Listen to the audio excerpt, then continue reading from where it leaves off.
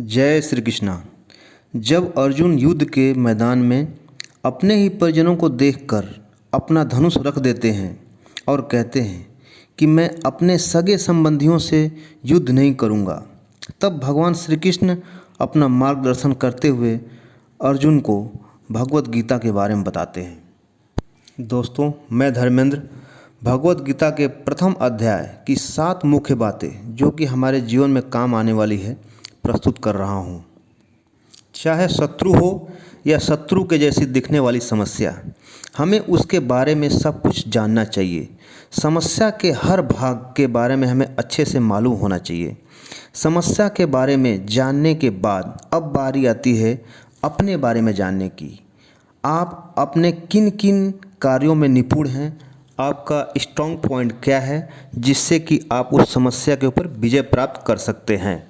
दोस्तों, चुनौती को हर तरह से समझकर ही उस पर विजय प्राप्त किया जा सकता है। चुनौती को इतने अच्छे से जान लेना चाहिए कि हम जब इससे लड़ने जाएं तो वो हमें नया ना लगे। चाहे युद्ध का मैदान हो या फिर कोई हम रिस्क ले रहे हों या फिर नया कोई बिजनेस कर रहे हों, अगर सरप्राइज आती है तो वो हमें हरा सकती है। जब आप जीवन की चुनौती से लड़ते हैं तो आपके साथ कौन होता है, ज़रा सोचिए। आपके साथ होता है आपका हुनर, आपकी मेहनत, आपका लगन और सबसे बड़ा होता है आपका आत्मविश्वास, सेल्फ कॉन्फिडेंस।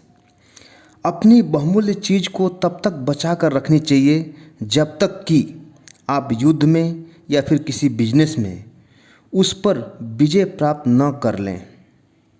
अर्जुन ने भगवान श्री कृष्ण को इसलिए चुना था क्योंकि वह जानता था जिसके साथ धर्म है वो कभी हार नहीं सकता, क्योंकि हमेशा धर्म की ही जीत होती है।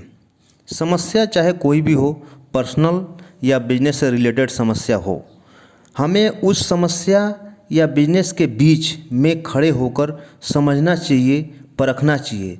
जैसे कि अर्जुन ने दोनों योद्धाओं के बीच में, मतलब कि दोनों ही पक्ष के बीच में खड़ा होकर अपनी समस्या को देखा था कि मैं किन किन से लड़ने वाला हूँ, और उसके बाद डिसीजन लिया था और उसका मार्गदर्शन भगवान श्री कृष्ण ने किया था। तो ठीक उसी प्रकार हमें भी समस्या के बीच में खड़ा होना चाहिए और उसके बाद डिसीजन लेना चाहिए, ताकि हम क्या कर सकते हैं। परिवार नष्ट होता है तो धर्म नष्ट हो जाता है, धर्म नष्ट होने से कुल में पाप बढ़ जाता है। दोस्तों, परिवार ही है जो हमें आदर्शों और संस्कारों से बांध कर रखता है। जहाँ परिवार का सम्मान नहीं, वहाँ किसी भी बात का सम्मान नहीं होता है और समाज पतन की ओर अग्रसर बढ़ता चलता चला जाता है। परिवार की भलाई उसकी स्त्रियों पर निर्भर करती है। अगर कोई घर बनता है तो वह स्त्री की वजह से ही बनता है। जिस घर में महिला नहीं होती तो कहते हैं ना कि उस घर का कोई भविष्य ही नहीं है। और यदि स्त्री दूषित हो जाए, स्त्री करप्ट हो जाए, तो उसका क्या असर होता है। पाप के अधिक बढ़ने से स्त्रियां दूषित हो जाती हैं और स्त्रियों के दूषित होने से वर्ण संकर उत्पन्न हो जाता है। दोस्तों, यहाँ पे वर्ण संकर का मतलब है गलत वर्णों के मेल से संतान की उत्पत्ति। यह समाज को खत्म कर देता है। वर्ण संकर से धर्म का नाश हो जाता है। तो दोस्तों, ये था भगवत गीता का अध्याय 1, और इसी प्रकार मैं अध्याय 2 को बनाऊंगा, जिसमें भगवान श्री कृष्ण के द्वारा बताई गई मेन पॉइंट्स क्या हैं जो हमारे जीवन में काम आ सकती हैं। तो इसके लिए लाइक कीजिए, सब्सक्राइब कीजिए। बहुत बहुत धन्यवाद आपका।